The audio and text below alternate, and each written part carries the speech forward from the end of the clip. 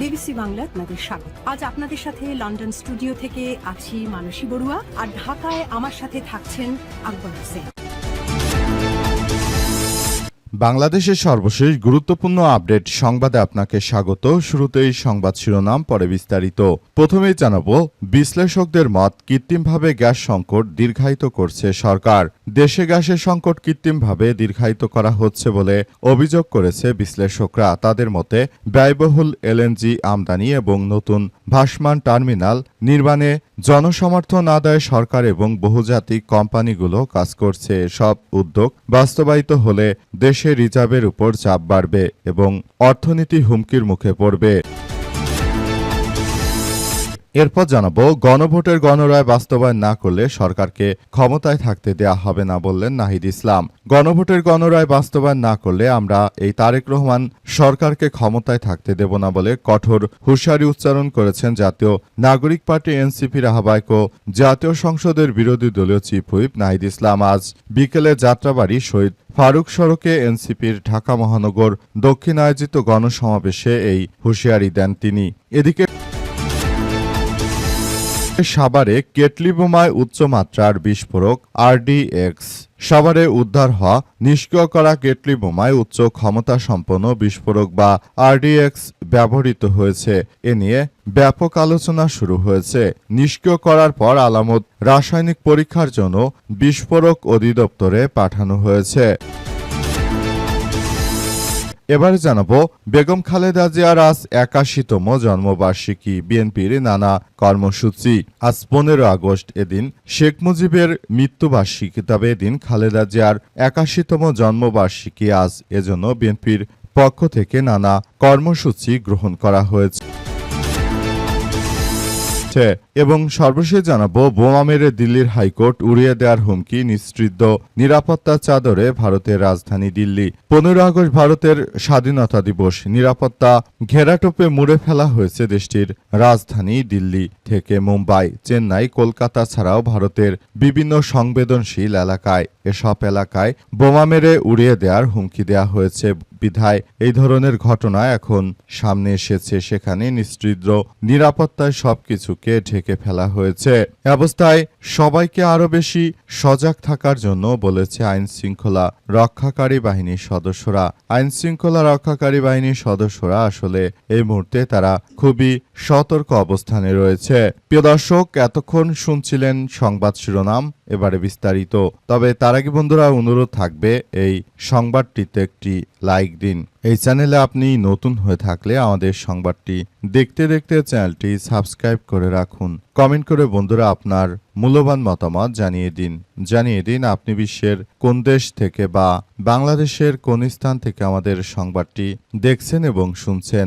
আর বন্ধুরা, সংবাদটি আপনার সোশ্যাল মিডিয়া ফেসবুকে শেয়ার করে বন্ধুদেরও দেখার সুযোগ করে দিন।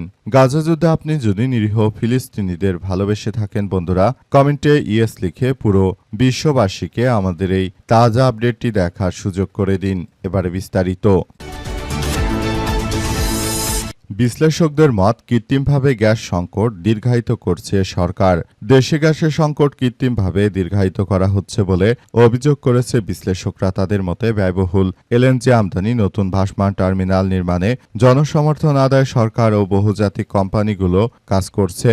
এসব উদ্যোগ বাস্তবায়িত হলে দেশে রিজার্ভের উপর চাপ বাড়বে এবং অর্থনীতি হুমকির মুখে পড়বে। এলএনজি আমদানিতে বছরে গড়ে ৪৭,০০০ কোটি টাকা খরচ হয়। গত বছরে খাতে ভর্তুকির পরিমাণ ছিল ৬,০০০ কোটি টাকা। তবে মধ্যপ্রাচ্যে অস্থিরতার কারণে চলতি বছরের প্রথমার্ধে এলএনজি আমদানির ব্যয় ৬০,০০০ কোটি টাকা ছাড়িয়ে গেছে। একই সময় ভর্তুকির পরিমাণ ছাড়িয়ে ১৬,০০০ কোটি টাকা। অভ্যন্তরীণ গ্যাস উত্তোলন ব্যয় এলএনজি আমদানি নতুন অনেক কম। ফলে দেশীয় উৎস থেকে গ্যাস উত্তোলন এবং সরবরাহ বাড়ানোর উপর গুরুত্বর সুযোগ থাকলেও এক্ষেত্রে তেমন অগ্রগতি নেই বলে অভিযোগ রয়েছে। সরকারের পক্ষ থেকে বাপেক্সকে শক্তিশালী করার কথা বলা হলেও বাস্তবে পাইপলাইন নির্মাণে অগ্রগতি নেই। একইভাবে নতুন কূপ খনন ও গ্যাস উত্তোলনেও বর্তমান সরকারের কোনো অগ্রগতি দেখা যাচ্ছে না। ২০২৪ সালে কার্গের সংখ্যা ছিল ৮৬টি, ৩৬,০০০ কোটি টাকা অর্থ ব্যয় হয়েছে। 2025 সালে 109টি কার্গো আনা হয়েছে এবং 47,000 কোটি টাকা খরচ হয়েছে।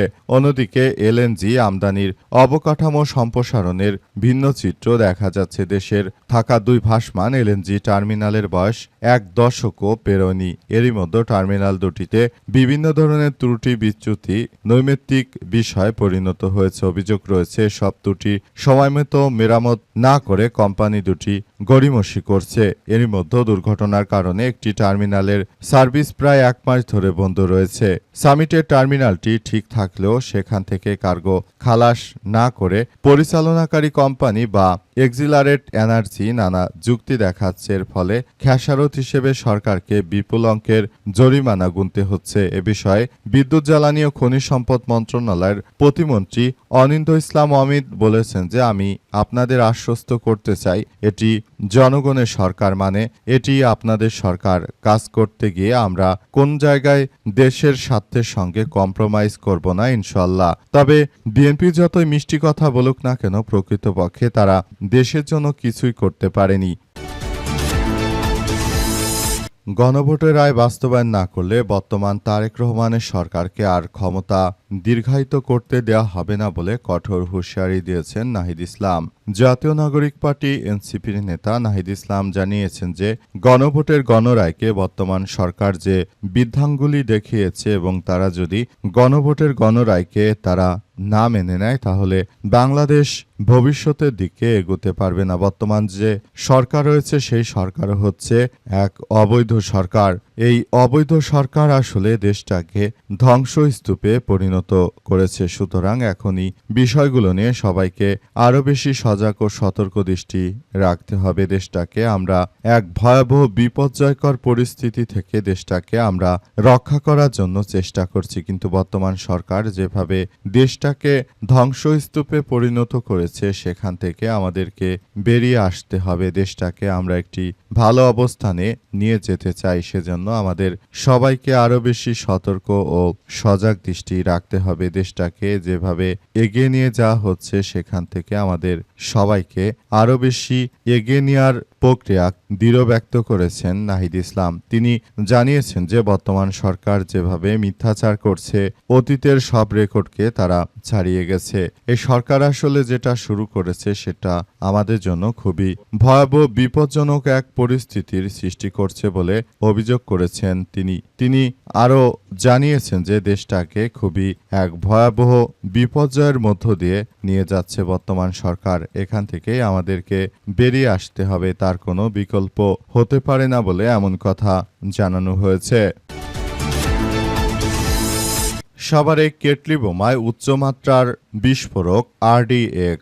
সাভারে উদ্ধার করা হয়েছে একটি শক্তিশালী ও উচ্চ ক্ষমতা সম্পন্ন কেটলি বোমা। সেখান থেকে ভয়াবহ এক ধরনের বিস্ফোরক RDX উদ্ধার করা হয়েছে নিয়ে জনমনে আতঙ্কের সৃষ্টি হয়েছে। এগুলো এতটাই উচ্চ ক্ষমতার বিস্ফোরক যে এগুলো বড় বড়, যেমন যুক্তরাষ্ট্র মানুষ বিধ্বংসীভাবে মারার জন্য যে সব বোমা ব্যবহার করে সেগুলোতেই উচ্চমাত্রার RDX থাকে, সেগুলো আসলে সবকিছুকে একদম ধ্বংসস্তূপে পরিণত করে।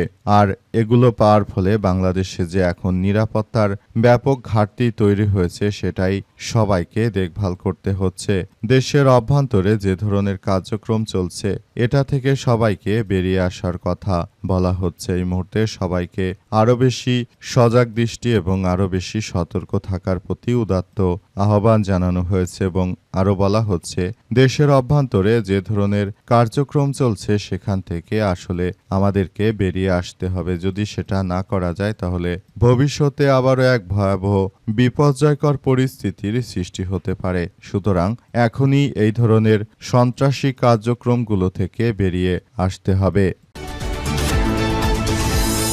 বেগম খালেদা জিয়ার ৮১তম জন্মবার্ষিকী আজ বিএনপির নানা কর্মসূচি। বিএনপি চেয়ারপারসন বেগম খালেদা জিয়াকে দীর্ঘদিন ধরে কারাভোগের পর মৃত্যুবরণ করতে হয়েছে জন্য পালিয়ে যাওয়া স্বৈরাচার ফ্যাসিস্ট সরকার দায়ী। বিএনপির চেয়ারপারসন বেগম খালেদা জিয়ার যে জন্মদিন সেগুলো দীর্ঘদিন ধরে পালন করতে দেয়নি, কারণ 15 আগস্ট শেখ মুজিবের মৃত্যুবার্ষিকী ছিল এবং সেখানে শোক দিবস পালন করা হতো এবং সারা দেশে শেখ মুজিবুর রহমানের মৃত্যুবার্ষিকী উপলক্ষে দেখা যেত যে বিভিন্ন জায়গায় জায়গায় খিচুড়ি দেয়া হতো, মিষ্টি দেওয়া হতো এবং মাইক বাজিয়ে শেখ মুজিবুর রহমানের তার ভাষণগুলো প্রচার করা হতো। কিন্তু বর্তমান সময়ে দেখা যাচ্ছে সেগুলো আর নেই। বর্তমানে সবকিছু ভিন্ন রকম ভাবে চলে গেছে অবস্থায় সবাইকে আরও বেশি সজাগ থাকার প্রতি আহ্বান জানানো হচ্ছে এবং বিএনপির চেয়ারপারসন খালেদা জিয়ার এই জন্মবার্ষিকী উপলক্ষে সবকিছুকে সুন্দরভাবে গড়ে তোলাই এই মুহূর্তে বিএনপির জন্য খুবই গুরুত্বপূর্ণ একটি বিষয় হিসেবে আবির্ভূত হচ্ছে। বিএনপির নেতৃত্ববৃন্দরা তারা জানিয়েছে যে বিএনপির চেয়ারপারসন বেগম খালেদা জিয়া এটি আমাদের জন্য খুবই গুরুত্বপূর্ণ এক বিষয় হিসেবে দাঁড়িয়েছে। আমরা বিষয়গুলো নিয়ে নতুন করে বিষয়গুলো সম্পর্কে সবার সামনে বলে দিতে চাই। এটি আমাদের জন্য খুবই গুরুত্বপূর্ণ। বেগম খালেদা জিয়ার জন্মবার্ষিকী উপলক্ষে আমরা এগিয়ে যেতে পারবো ইনশাল্লাহ। আমরা দেশটাকে একটি ভালো অবস্থানে নিয়ে যাওয়ার জন্য বর্তমান সরকারের সঙ্গে কাজ করতে আমরা দৃঢ় প্রতিজ্ঞ।